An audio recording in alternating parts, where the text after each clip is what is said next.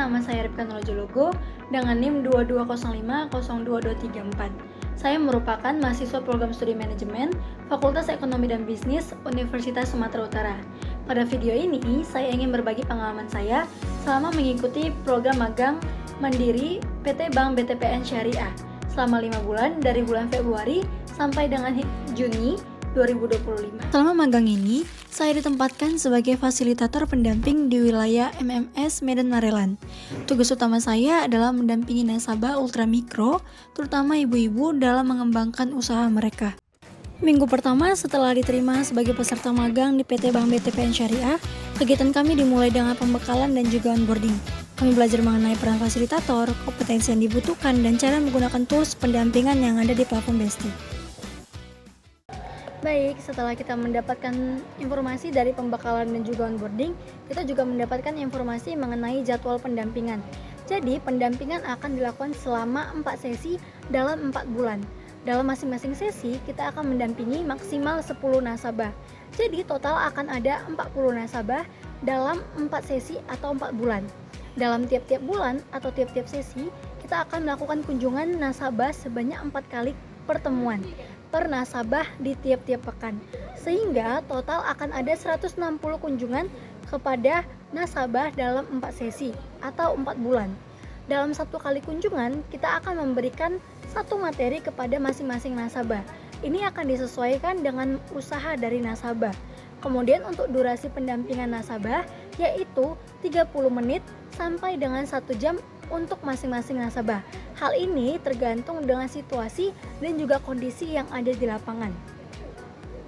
Nah, setelah melewati minggu pembekalan dan juga onboarding, minggu selanjutnya saya mulai turun ke lapangan. Ini dimulai dengan berkunjung ke Wisma atau MMS yang ada di Medan Marelan. Lalu bersama dengan kakak-kakak CO atau Community Officer untuk melakukan PRS-an atau perkumpulan rutin sentra untuk dikenalkan dengan nasabah-nasabah, sehingga nasabah-nasabah yang akan didampingi lebih welcome kepada kami yang magang di BTPN Syariah.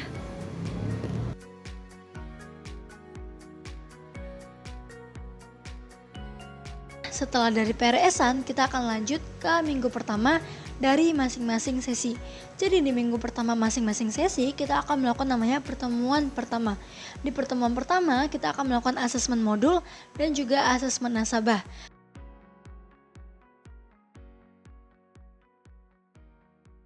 Nah, sebelum masuk ke situ, ada tantangan utama yang saya hadapi pada pertemuan pertama, yaitu membangun kepercayaan. Banyak dari nasabah yang saya temui adalah ibu-ibu pelaku usaha ultramikro yang kesehariannya sibuk untuk mengurus rumah tangga dan juga menjalankan usaha kecil secara mandiri. Ketika saya datang sebagai fasilitator, mereka tidak langsung percaya. Banyak yang menyambut hangat, tetapi tidak sedikit juga yang menunjukkan keraguan, kekhawatiran, bahkan ketidakpercayaan.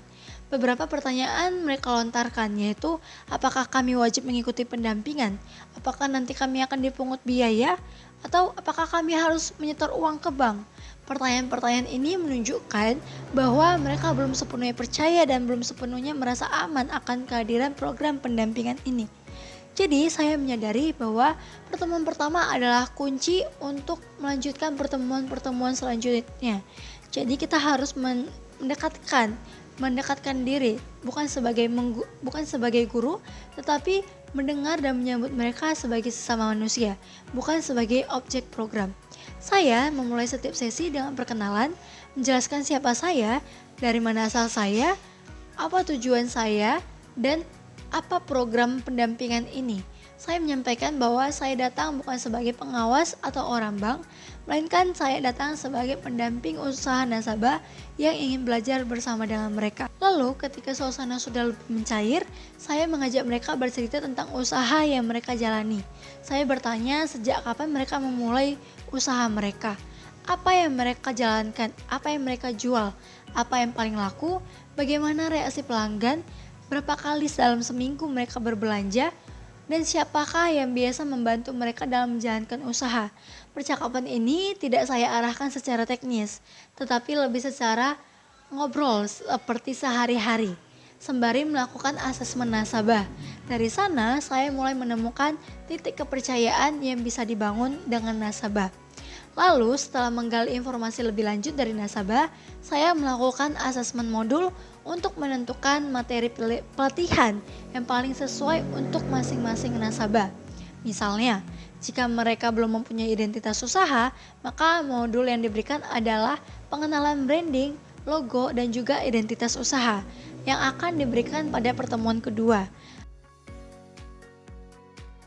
Lalu, misalnya mereka sudah memiliki identitas usaha tetapi belum kuat di dalam promosi produk. Jadi, dalam modulnya akan diberikan materi mengenai pemasaran, baik itu secara online maupun secara offline. Setelah melakukan asesmen modul dan asesmen nasabah, kami akan membuat janji temu untuk pertemuan 2, ketiga, dan keempat. Jadi asesmen modul ini disusun untuk masing-masing nasabah sesuai kebutuhan mereka, sehingga modul ini tepat sasaran pada masing-masing nasabah. Yang saya pelajari dari pertemuan-pertemuan ini adalah pendampingan bukan mengisi asesmen, tetapi seberapa dalam kita memahami kondisi mereka. Dan kepercayaan hanya bisa tumbuh dari empati, kejujuran, dan kesediaan untuk hadir bersama.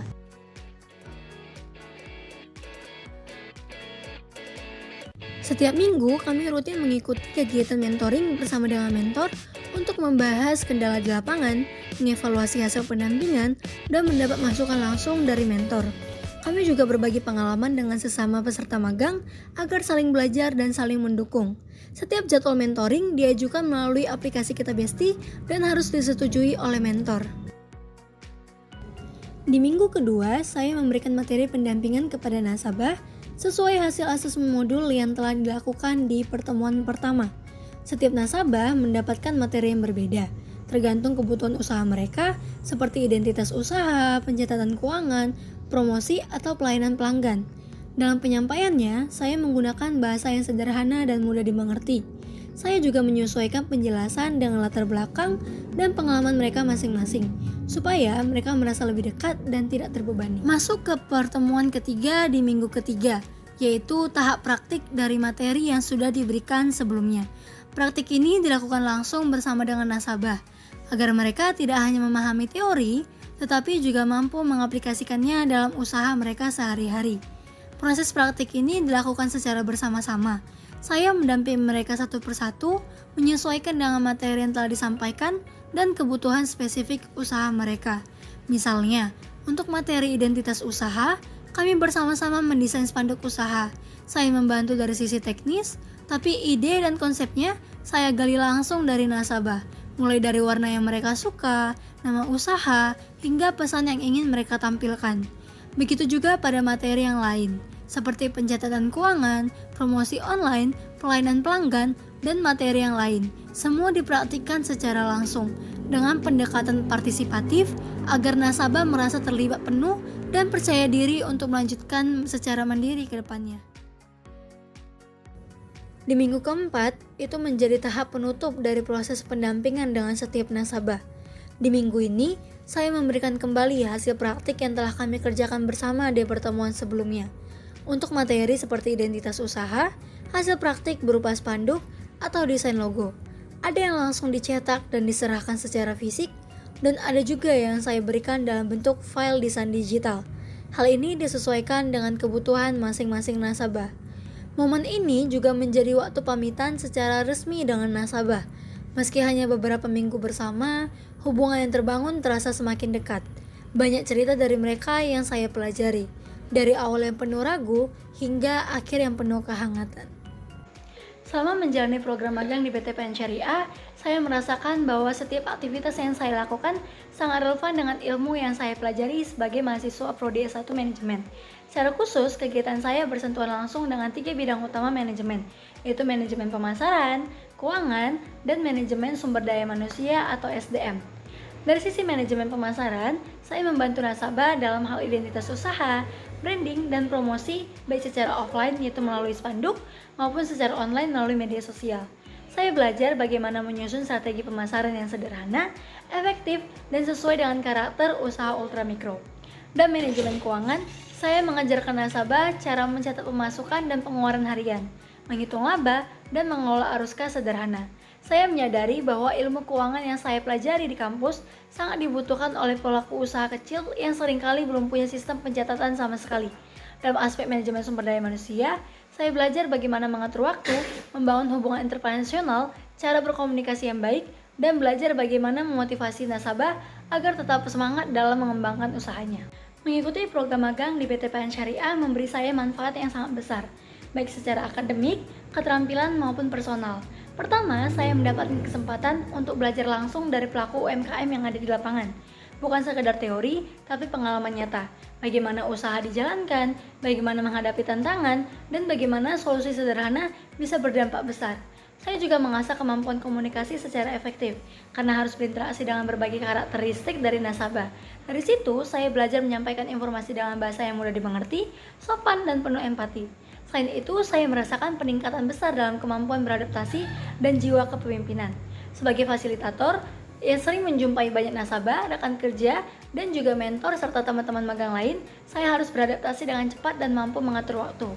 Di lapangan, saya mengembangkan keterampilan teknis yang sesuai dengan kebutuhan usaha, mulai dari pembuatan spanduk, pencatatan keuangan, hingga promosi online.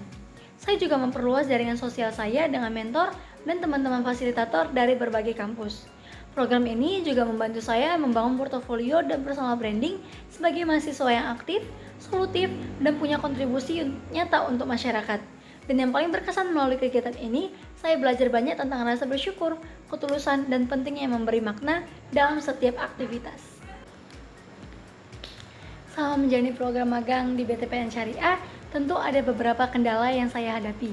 Yang pertama, yaitu faktor cuaca. Kadang cuaca sangat panas, tapi di hari lain justru hujan deras yang menyebabkan banjir, hingga membuat perjalanan ke rumah nasabah jadi cukup berat. Selain itu, lokasi rumah nasabah yang cukup jauh dan juga tersebar menjadi tantangan. Saya pernah tersesat di jalan kecil yang tidak terdeteksi di Maps, dan harus bertanya ke warga setempat agar bisa sampai ke tempat tujuan. Di awal pendampingan, saya juga mengalami kesulitan dalam membangun kepercayaan dengan nasabah. Tidak semua orang langsung terbuka atau menerima kehadiran fasilitator baru. Dibutuhkan pendekatan yang sabar, komunikasi yang hangat, dan kesediaan untuk mendengarkan terlebih dahulu. Kendala lain yang cukup sering saya temui adalah minimnya pemahaman teknologi digital oleh sebagian nasabah. Beberapa dari mereka masih belum terbiasa menggunakan HP untuk promosi atau pencatatan, sehingga saya harus menyesuaikan pendekatan agar materi bisa tetap diterima dengan baik. Namun, dari semua tantangan ini, saya justru banyak belajar. Saya belajar untuk lebih bersabar, adaptif, dan tidak mudah menyerah. Karena dalam setiap kendala selalu ada cara untuk tumbuh dan menemukan solusi, baik bersama mentor, rekan-rekan fasilitator, maupun nasabah itu sendiri. Program MBKM merupakan terobosan positif yang memberikan ruang bagi mahasiswa untuk belajar langsung di luar kelas dan mengaplikasikan ilmu yang telah dipelajari ke dalam dunia nyata. Namun, untuk meningkatkan efektivitasnya, program ini sebaiknya dilengkapi dengan sistem pembimbingan yang lebih intensif, baik dari pihak kampus maupun mitra, agar mahasiswa dapat arahan yang jelas dan evaluasi yang berkelanjutan. Selain itu, perlu adanya standarisasi capaian pembelajaran di setiap kegiatan MBKM, agar setara dengan mata kuliah yang ada di kampus, sehingga pengalaman lapangan tetap relevan secara akademik. Di sisi teknis, akses informasi dan pendaftaran MBKM masih perlu ditingkatkan agar lebih mudah dipahami oleh seluruh mahasiswa. Dengan perbaikan-perbaikan tersebut, MBKM akan semakin kuat dalam jembatan antara dunia pendidikan dan dunia kerja. Berdasarkan pengalaman magang sebagai fasilitator pendamping di BTPN Syariah, kurikulum program S1 Manajemen sebaiknya lebih banyak memasukkan materi yang praktis dan aplikatif, terutama yang berkaitan dengan pemberdayaan masyarakat, kewirausahaan, dan literasi keuangan berbasis syariah. Sama magang, mahasiswa dihadapkan langsung pada kondisi lapangan yang membutuhkan kemampuan komunikasi, kepemimpinan, serta pemecahan masalah secara cepat. Namun, beberapa aspek tersebut belum tergali maksimal dalam perkuliahan. Oleh karena itu, kurikulum perlu memberikan porsi lebih besar pada praktikum, studi kasus lapangan, serta pelatihan soft skill yang relevan dengan realita dunia kerja, khususnya di sektor sosial dan keuangan mikro. Dengan demikian, lulusan manajemen akan lebih siap dan adaptif dalam menghadapi tantangan di dunia nyata, di masyarakat maupun di profesional.